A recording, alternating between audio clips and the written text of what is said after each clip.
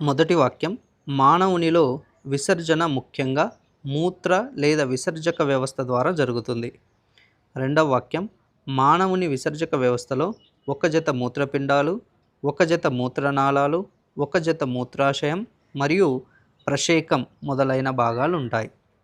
పై వాటిలో సరైన వాక్యాన్ని గుర్తించండి. ఆప్షన్ ఏ మొదటి వాక్యం సరైనది, రెండవ వాక్యం సరికానిది. ఆప్షన్ బి మొదటి వాక్యం సరికానిది, రెండవ వాక్యం సరైనది. ఆప్షన్ సి రెండు వాక్యాలు కూడా సరైనవి. ఆప్షన్ డి రెండు వాక్యాలు కూడా సరికానివి.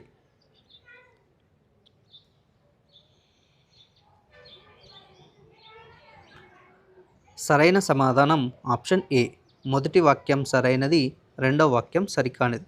ఎందుకంటే మనం మొదటి వాక్యాన్ని గమనించినట్లయితే మానవునిలో మూత్ర విసర్జన ముఖ్యంగా మూత్రం లేదా విసర్జక వ్యవస్థ ద్వారా జరుగుతూ ఉంటుంది. ఇది సరైనటువంటి వాక్యం. ఇక రెండవ వాక్యాన్ని గమనించినట్లయితే ఈ విసర్జక వ్యవస్థలో ఒక జత మూత్రపిండాలు, ఒక జత మూత్రనాళాలు, ఒక మూత్రాశయం ఉంటుంది. కానీ ఇక్కడ ఒక జత అని ఇవ్వడం జరుగుతుంది. అంటే ఒక జత అంటే రెండు అని అర్థం. కానీ ఇక్కడ మనకి కేవలం ఒక మూత్రాశయం మాత్రమే ఉంటుంది. కాబట్టి ఇది తప్పు. అదేవిధంగా ఒక ప్రసేకం ఉంటుంది. కాబట్టి ఇది తప్పుగా ఇవ్వడం జరిగింది. కాబట్టి సరైన సమాధానం అనేది ఏ అవుతుంది. మొదటి వాక్యం సరైనది, రెండవ వాక్యం సరికానిది.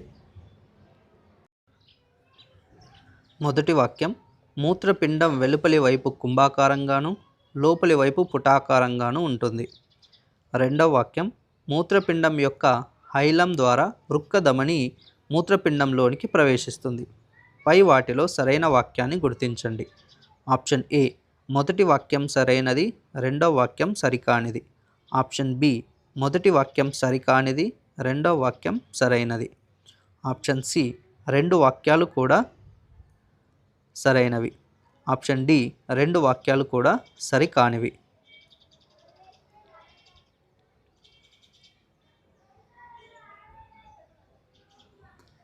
సరైన సమాధానం ఆప్షన్ సి రెండు వాక్యాలు కూడా సరైనవి. ఎందుకంటే ఒకసారి మొదటి వాక్యాన్ని గమనించినట్లయితే మూత్రపిండం యొక్క వెలుపలి వైపు, మూత్రపిండము యొక్క వెలుపలి వైపు అంటే ఈ వైపు అనేది కుంభాకారంగా ఉంటుంది. అదేవిధంగా లోపలి వైపు అంటే ఈ భాగం పుటాకారంగా ఉంటుంది. ఇది సరైనటువంటి వాక్యం. అదేవిధంగా మూత్రపిండం యొక్క హైలం ద్వారా అంటే ఈ పుటాకార భాగం ఏదైతుందో పుటాకార భాగం యొక్క మధ్య భాగంలో సన్నని రంధ్రం కలిగి ఉంటుంది. ఆ రంధ్రాన్ని హైలం అని పిలవడం జరుగుతుంది.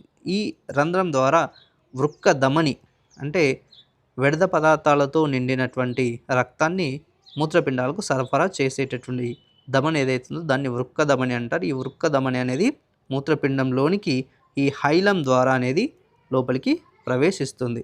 కాబట్టి ఇది కూడా సరైనటువంటి వాక్యమే. కాబట్టి రెండు వాక్యాలు కూడా సరైనవే. కాబట్టి సరైన సమాధానం అనేది సి అవుతుంది. ఈ క్రింది వాటిలో విసర్జక అవయవము కానిది. ఆప్షన్ ఏ కాలేయం, ఆప్షన్ బి ఊపిరితిత్తులు, ఆప్షన్ సి హృదయం, ఆప్షన్ డి పెద్ద పేగు. సరైన సమాధానం ఆప్షన్ సి హృదయం. ఎందుకంటే హృదయం అనేది ఇక్కడ విసర్జక అవయవంగా పనిచేయదు. కాలేయం కానీ, ఊపిరితిత్తులు కానీ, పెద్ద పేగు కానీ విసర్జక అవయవాలుగా పనిచేస్తాయి. నిజానికి కాలేయము, ఊపిరితిత్తులు, పెద్ద పేగు అనేవి వాటి ముఖ్యమైన విధులు నిర్వర్తిస్తూనే ఇక్కడ విసర్జక అవయవంగా కూడా పనిచేస్తాయి. కానీ హృదయం అనేది విసర్జక అవయవంగా పనిచేయదు. కాబట్టి సరైనటువంటి సమాధానం అనేది సి అవుతుంది. నెక్స్ట్ క్వశ్చన్, మూత్రపిండ నిర్మాణంలో భాగంగా ఈ వాక్యం సరికానిది. ఆప్షన్ ఏ మూత్రపిండం అడ్డుకోతలో వెలుపలి భాగం ముదురు గోధుమ రంగులో ఉంటుంది. ఆప్షన్ బి లోపలి భాగం లేత పసుపు రంగులో ఉంటుంది. ఆప్షన్ సి మధ్య భాగంలో పెల్విస్ ఉంటుంది. ఆప్షన్ డి వల్కల భాగంలో మాల్పీజియన్ దేహాలు అమరి ఉంటాయి.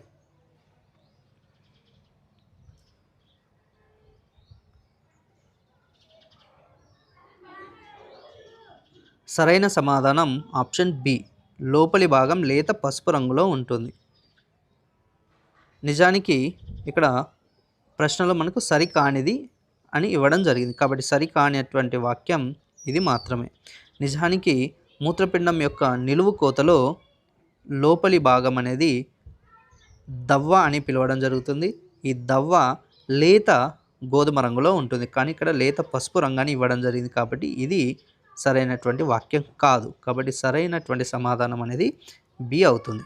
మిగతావన్నీ కూడా సరైనటువంటి వాక్యాలు. ఒకసారి గమనించినట్లయితే మూత్రపిండం యొక్క అడ్డుకోతలో వెలుపలి భాగం ముదురు గోధుమ రంగులో ఉంటుంది. ఇది సరైనటువంటి వాక్యమే. దీన్ని వల్కలం అని పిలవడం జరుగుతుంది. ఇక సి వాక్యాన్ని గమనించినట్లయితే మధ్య భాగంలో పెల్విస్ అనేది ఉంటుంది.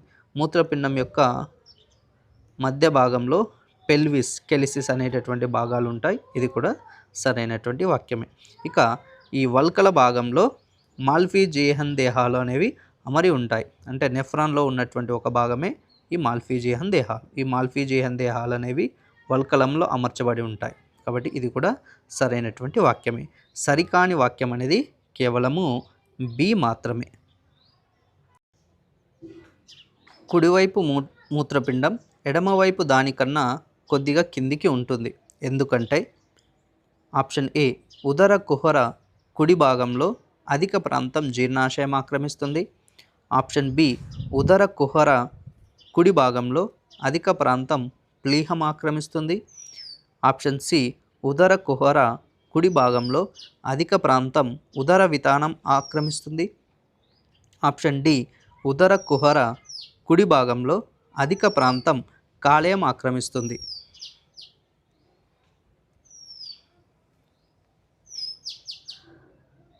సరైన సమాధానం ఆప్షన్ డి ఉదర కుహర కుడి భాగంలో అధిక ప్రాంతం కాలేయం ఆక్రమిస్తుంది. కాబట్టి కుడి మూత్రపిండం అనేది ఎడమ మూత్రపిండం కంటే కొద్దిగా కిందికి ఉంటుంది. అలా కిందికి ఉండడం వల్లనే కాలేయం అనేది కుడి మూత్రపిండం పైన అమర్చబడి ఉంటుంది. కాబట్టి సరైన సమాధానం అనేది డి అవుతుంది. ఈ క్రింది వాటిలో సరైన వాక్యాన్ని గుర్తించండి. ఆప్షన్ ఏ ఎడమవైపు మూత్రపిండం కుడివైపు దానికన్నా కొద్దిగా కిందికి ఉంటుంది. ఆప్షన్ బి మూత్రపిండాలు ఉదర కుహరంలో పృష్ఠ శరీర కుడ్యానికి అతుక్కొని వెన్నెముక్కకు ఇరువైపులా అమరి ఉంటాయి. సి మానవులలో మూత్రపిండాలు బఠానీ గింజ ఆకారంలో ముదురు నలుపు రంగులో ఉంటాయి. డి ఉదర కుహర ఎడమ భాగంలో అధిక ప్రాంతం కాలేయం ఆక్రమిస్తుంది, కావున ఎడమవైపు మూత్రపిండం కిందికి ఉంటుంది.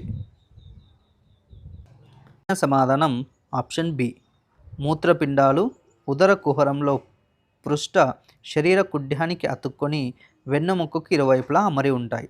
ఎందుకంటే మిగతా ఆప్షన్స్ను కూడా గమనించినట్లయితే ఎడమ మూత్రపిండం అనేది కుడి దానికన్నా కొద్ది కిందిగా ఉంటుంది. ఇది తప్పు, సరైనటువంటి వాక్యం కాదు. పిండం అనేది పైకి ఉంటుంది, కుడి మూత్రపిండం అనేది కిందికి ఉంటుంది. కానీ ఇది ఇక్కడ రివర్స్ ఇవ్వడం జరిగింది, కాబట్టి ఇది సరైనటువంటి వాక్యం కాదు.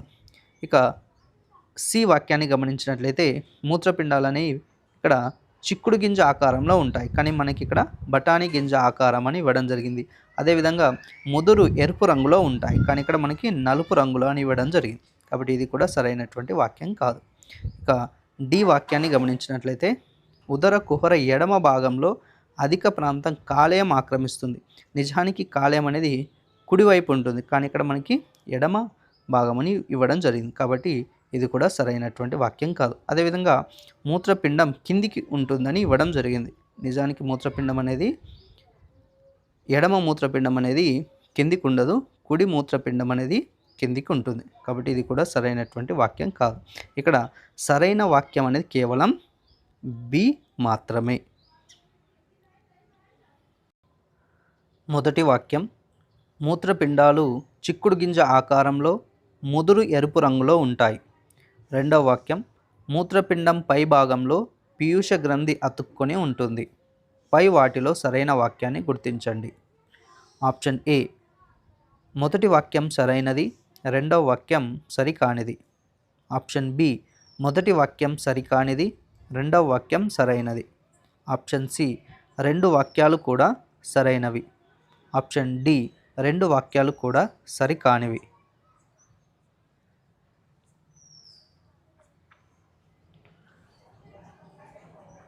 సరైన సమాధానం ఆప్షన్ ఏ.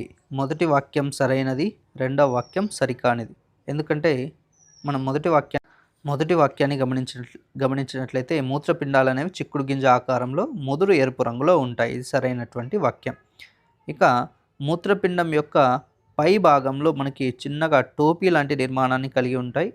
ఇవి టోపీ లాంటి నిర్మాణము అది ఒక్క గ్రంథి. కాబట్టి ఇక్కడ మనకి పీయూష గ్రంథి అని ఇవ్వడం జరిగింది. కాబట్టి ఇది సరైనటువంటి వాక్యం కాదు.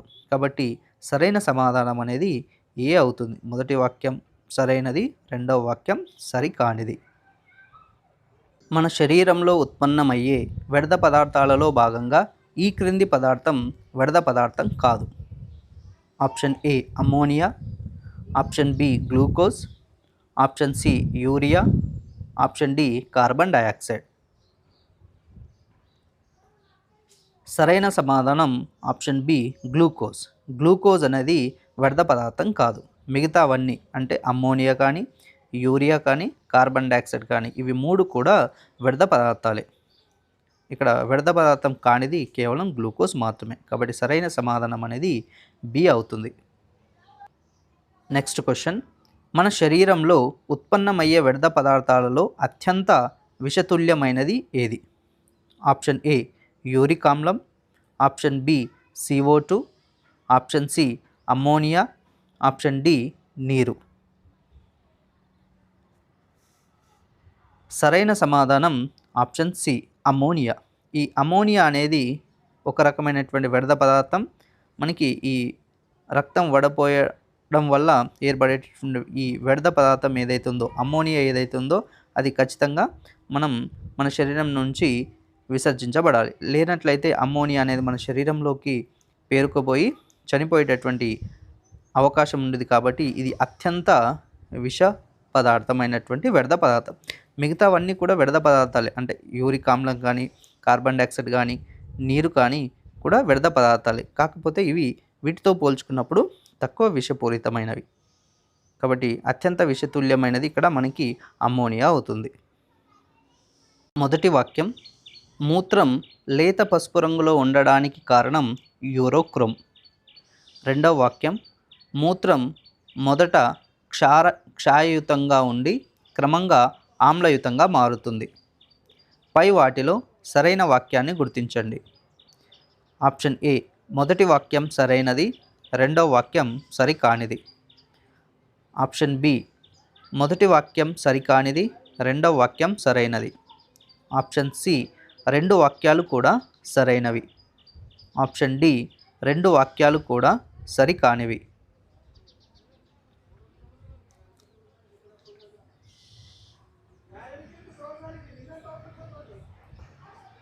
సరైన సమాధానం ఆప్షన్ ఏ మొదటి వాక్యం సరైనది, రెండవ వాక్యం సరికానిది. ఎందుకంటే మనం మొదటి వాక్యాన్ని గమనించినట్లయితే మూత్రం లేత పసుపు రంగులో ఉండడానికి ప్రధానమైన కారణం యూరోక్రోమ్. ఇది సరైనటువంటి వాక్యమే. ఒకసారి గమనించినట్లయితే అసలు మూత్రం లేత పసుపు రంగులో ఉండడానికి ప్రధాన కారణం యూరోక్రోమ్.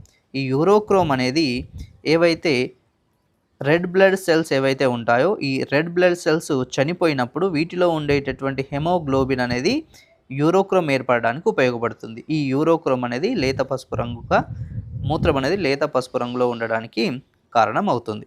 అదేవిధంగా రెండవ వాక్యాన్ని గమనించినట్లయితే మూత్రము మొదట క్షారయుతంగా ఉండి క్రమంగా ఆమ్లయుతంగా మారుతుంది. ఇది సరైనటువంటి వాక్యం కాదు. ఎందుకంటే మూత్రము మొదటగా ఆమ్లయుతంగా ఉంటుంది, ఆ తర్వాతనే క్షారయుతంగా మార్చబడుతుంది. ఇది సరైనటువంటి వాక్యం కాదు. నిజానికి మూత్రం యొక్క pHని గమనించినట్లయితే మూత్రం యొక్క pH 6గా ఉంటుంది. ఇది క్రమంగా 7, 8 అలా మారుతూ ఉంటుంది. 6గా ఉంటుంది, pH అనేది 6గా ఉంటుంది కాబట్టి ఆమ్లయుతంగా ఉంటుంది, ఆ తర్వాతనే క్షారయుతంగా మారుతుంది. ఇలా ఉండాలి. కానీ ఇక్కడ క్షారయుతంగా ఉండి ఆమ్లయుతంగా మార్చబడుతుందని ఇవ్వడం జరిగింది. కాబట్టి ఇది సరైనటువంటి వాక్యం కాదు. కాబట్టి సరైన సమాధానం అనేది ఏ అవుతుంది. ఈ క్రింది వాక్యాలలో సరైన వాక్యాన్ని గుర్తించండి. మొదటి వాక్యం, మూత్రపిండం యొక్క నిర్మాణాత్మక ప్రమాణం నెఫ్రాన్. రెండవ వాక్యం, నెఫ్రాన్ నిర్మాణంలో బౌమన్ గుళిక, మాల్ఫీజియన్ దేహ భాగాలు ఉంటాయి. మూడవ వాక్యం, మూత్రపిండాన్ని ఆవరించి పెల్విస్ ఉంటుంది. 4వ వాక్యం వల్కల భాగంలో బౌమన్ గుళికలు, దవ్వ భాగంలో మాల్ఫీజియన్ దేహాలు ఉంటాయి. Option A 1, 2, 4. Option B 1, 3, 4. Option C 1, 2, 3. Option D 2, 3, 4.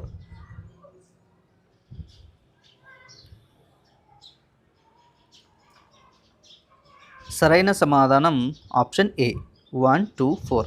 అంటే మూత్రపిండం యొక్క నిర్మాణాత్మక ప్రమాణం నెఫ్రాన్.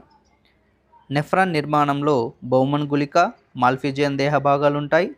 అదేవిధంగా వల్కల భాగంలో బౌమన్ గుళికలు, దవ్వ భాగంలో మాల్ఫీజియం దేహాలు ఉంటాయి. ఇవి సరైనటువంటి వాక్యాలు. సరికాని వాక్యం ఇక్కడ మనకి 3 మాత్రమే. మూత్రపిండాన్ని ఆవరించి పెల్విస్ అనేది ఉంటుంది. నిజానికి మూత్రపిండాన్ని ఆవరించి పెల్విస్ అనేది ఉండదు. పెల్విస్ అనేది మూత్రపిండంలో ఒక భాగం, లోపలలో ఉంటుంది. ఇది మూత్రపిండాన్ని ఆవరించి మనకి రీనల్ అనేటటువంటి ఒక సన్నని పొర ఉంటుంది. కాబట్టి ఇది సరైనటువంటి వాక్యం కాదు. 1, 2, 4 ఇవి 3 సరైనటువంటి వాక్యాలు. కాబట్టి ప్రశ్నలో మనకు సరైన వాక్యాన్ని గుర్తించమన్నారు కాబట్టి ఆప్షన్ ఏ అనేది సరైన సమాధానం. మానవునిలో మూత్రపిండాల పరిమాణం. ఆప్షన్ ఏ 10 సెంటీమీటర్ల పొడవు, 5 నుంచి 6 సెంటీమీటర్ల వెడల్పు, 8 సెంటీమీటర్ల మందం.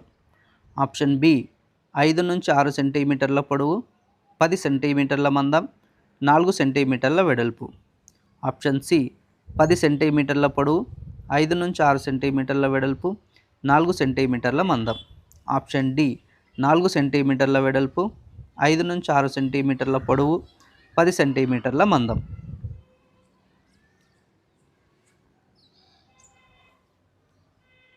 సరైన సమాధానం ఆప్షన్ సి 10 సెంటీమీటర్ల పొడవు, 5 నుంచి 6 సెంటీమీటర్ల వెడల్పు, 4 సెంటీమీటర్ల మందాన్ని కలిగి ఉంటాయి. ప్రతి మూత్రపిండం కూడా ఈ పరిమాణంలో ఉంటుంది. ఒకసారి గమనించినట్లయితే మూత్రపిండం యొక్క నిర్మాణం చిక్కుడు గింజ ఆకారంలో ఉంటుంది. ఈ మూత్రపిండం యొక్క పొడవు అంటే ఈ భాగం నుంచి ఈ భాగం వరకు 10 సెంటీమీటర్ల పొడవుని కలిగి ఉంటుంది. అదేవిధంగా వెడల్పు అంటే ఇలా 5 నుంచి 6 సెంటీమీటర్ల వెడల్పును కలిగి ఉంటుంది. అదేవిధంగా మూత్రపిండం యొక్క మందాన్ని గమనించినట్లయితే మనకు 4 సెంటీమీటర్ల మందం ఉంటుంది. కాబట్టి మానవునిలో మూత్రపిండం యొక్క పరిమాణం అనేది ఈ విధంగా ఉంటుంది. సరైన సమాధానం అనేది సి అవుతుంది. మూత్ర సంఘటనము ఆధారపడే అంశము. 1 యూరోక్రోమ్ పరిమాణం, 2 తీసుకునే ఆహారం, 3 తీసుకునే నీరు, 4 పరిసరాల ఉష్ణోగ్రత. ఆప్షన్ ఏ 1, 2, 3 అంటే యూరోక్రోమ్ పరిమాణము, తీసుకునే ఆహారం, తీసుకునే నీరు. ఆప్షన్ బి 2, 3, 4 అంటే తీసుకునే ఆహారం, తీసుకునే నీరు, పరిసరాల ఉష్ణోగ్రత. ఆప్షన్ సి 3, 4 అంటే తీసుకునే నీరు, పరిసరాల ఉష్ణోగ్రత. ఆప్షన్ డి 1, 2, 3, 4 అంటే యూరోక్రోమ్ పరిమాణము, తీసుకునే ఆహారము, తీసుకునే నీరు, పరిసరాల ఉష్ణోగ్రత.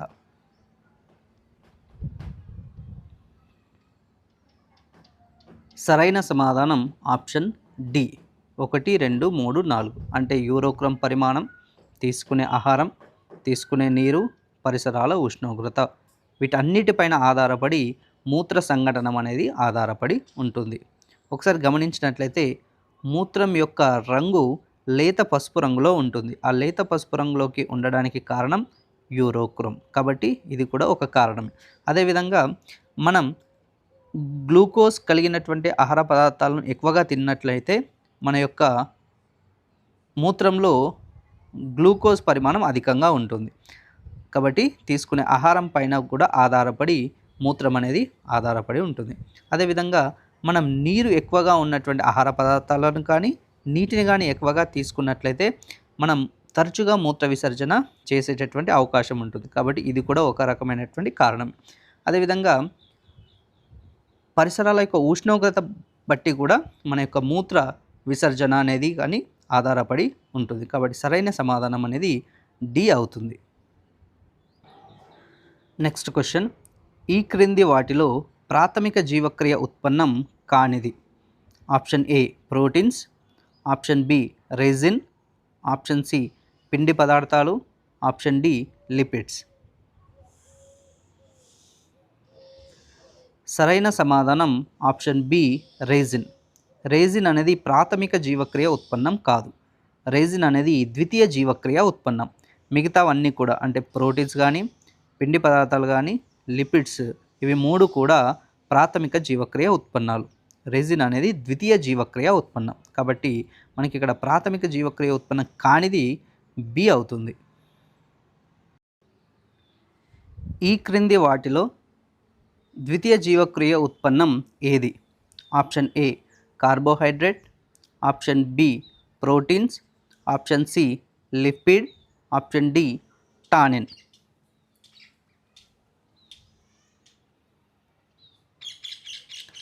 సరైన సమాధానం ఆప్షన్ డి టానిన్. టానిన్లను ద్వితీయ జీవక్రియ ఉత్పన్నాలుగా పరిగణిస్తారు.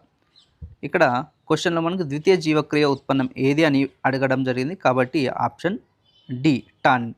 మిగతా కార్బోహైడ్రేట్స్ కానీ, ప్రోటీన్స్ కానీ, లిపిడ్స్ కానీ ఇవి ప్రాథమిక జీవక్రియ ఉత్పన్నాలు. కాబట్టి మనకి ద్వితీయ జీవక్రియ ఉత్పన్నం ఇచ్చినటువంటి ఆప్షన్స్లో డి టానిన్. ప్రాథమిక జీవక్రియ ఉత్పన్నాలంటే మొక్కలలో వివిధ జీవక్రియల ఫలితంగా ఏర్పడ్డటువంటి ఉత్పన్నాలు ఏవైతే ఉన్నాయో ఆ ఉత్పన్నాలు అనేవి మొక్కకి పెరుగుదలకి కానీ మిగతా జీవక్రియలకి ఉపయోగపడితే వాటిని ప్రాథమిక జీవక్రియ ఉత్పన్నాలుగా పరిగణిస్తారు. అలా కాకుండా ఏర్పడ్డటువంటి ఉత్పన్నాలు ఏవైతే ఉన్నాయో అవి మొక్కకి పెరుగుదలకి కానీ ఇతర జీవక్రియలకు కానీ ఉపయోగపడకపోతే వాటిని ద్వితీయ జీవక్రియ ఉత్పన్నాలుగా పిలవడం జరుగుతుంది. కాబట్టి ఇక్కడ టానిన్ అనేది ద్వితీయ జీవక్రియ ఉత్పన్నం. నెక్స్ట్ క్వశ్చన్, నెఫ్రాన్లో గుచ్చగాలనం ఈ ప్రాంతంలో జరుగుతుంది. ఆప్షన్ ఏ సంగ్రహణ నాళం, option B glomerulus, option C hilus, option D pelvis.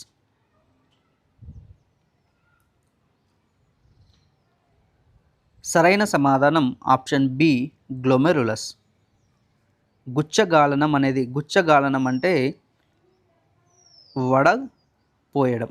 అంటే రక్తం అనేది నెఫ్రాన్లోని గ్లోమెరులస్ అనేటటువంటి భాగంలో రక్తం వడపోయబడి రక్తంలో ఉన్నటువంటి మలిన పదార్థాలు, వ్యర్థ పదార్థాలు అనేవి మూత్రంగా మార్చబడతాయి. ఆ విధానాన్ని మనం గుచ్చగాలనం అంటారు. ఈ గుచ్చగాలనం అనేది గ్లోమెరులస్లో జరుగుతూ ఉంటుంది. కాబట్టి సరైనటువంటి సమాధానం అనేది బి అవుతుంది. ఈ క్రింది వాటిలో విసర్జక అవయవం లేని జంతువులు గుర్తించండి. ఆప్షన్ ఏ పక్షి, option B amoeba, option C స్పంజికలు, ఆప్షన్ డి బి మరియు సి అంటే అమీబా మరియు స్పంజికలు. సరైన సమాధానం ఆప్షన్ డి బి మరియు సి అంటే అమీబా మరియు స్పంజికలు. ఈ రెండింటిలో విసర్జక అవయవం అనేది ఉండవు. మిగతా అన్ని జీవులలో విసర్జక అవయవాలు అనేవి ఉండడం జరుగుతుంది. వీటిలో అమీబాలో మరియు స్పంజికలలో విసర్జన అనేది విసరణ లేదా వ్యాపనం అనేటటువంటి పద్ధతిలో విసర్జన అనేది జరగడం చూడొచ్చు. కాబట్టి సరైన సమాధానం అనేది డి అవుతుంది. బిసి అంటే అమీబా మరియు స్పంజికలు. నెక్స్ట్ క్వశ్చన్, రెజిన్లను దేనికి ఉపయోగిస్తారు? Option A binding, option B తోళ్ల పరిశ్రమ, ఆప్షన్ సి వార్నిష్లో, ఆప్షన్ డి మందులుగా. సరైన సమాధానం ఆప్షన్ సి వార్నిష్లో. రెజిన్లను ముఖ్యంగా వార్నిష్లో ఉపయోగించడం జరుగుతుంది. వార్నిష్ అంటే రంగులలో ఉపయోగించడం జరుగుతూ ఉంటుంది. ఈ రెజిన్లు అనేవి వివృత బీజాలలోని మొక్కలలో రెజిన్ నాళాలను కలిగి ఉంటాయి. ఆ రెజిన్ నాళాలలో ఈ రెజిన్లు అనేవి ఉత్పత్తి చేయబడుతుంది. ఈ రెజిన్లను ద్వితీయ జీవక్రియ ఉత్పన్నాలుగా పరిగణిస్తారు. ఈ రెజిన్లను వార్నిష్లలో ఉపయోగించడం జరుగుతుంది. మిగతా ఆప్షన్స్లను కూడా గమనించినట్లయితే బైండింగ్గా గమ్స్ని ఉపయోగించడం జరుగుతూ ఉంటుంది. గమ్స్ని బైండింగ్గా ఉపయోగించడం జరుగుతుంది. తోళ్ల పరిశ్రమలలో టానిన్లను ఉపయోగిస్తూ ఉంటారు. టానిన్లు కానీ ఈ గమ్స్ అనేవి కానీ కూడా ద్వితీయ జీవక్రియ ఉత్పన్నాలే. ఈ టానిన్స్ని తోళ్ళ పరిశ్రమలో అంటే తోళ్ళను శుభ్రం చేయడానికి ఉపయోగిస్తూ ఉంటారు. అదేవిధంగా ఇదే టానిన్లను మందులుగా కూడా ఉపయోగించడం జరుగుతూ ఉంటుంది. ఇక్కడ మనకు రెజిన్లను వార్నిష్లో ఉపయోగించడం జరుగుతూ ఉంటుంది.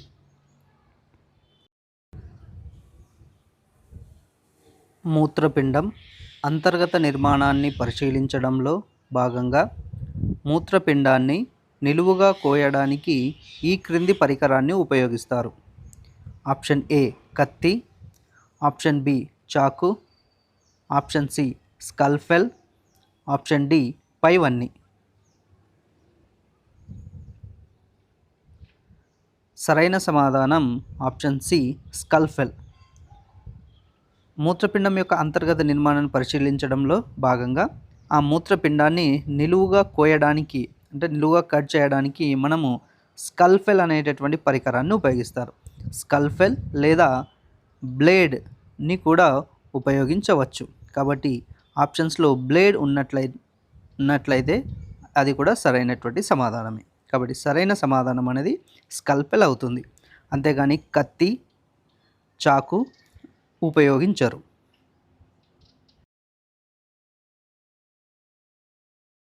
Subscribe for more videos.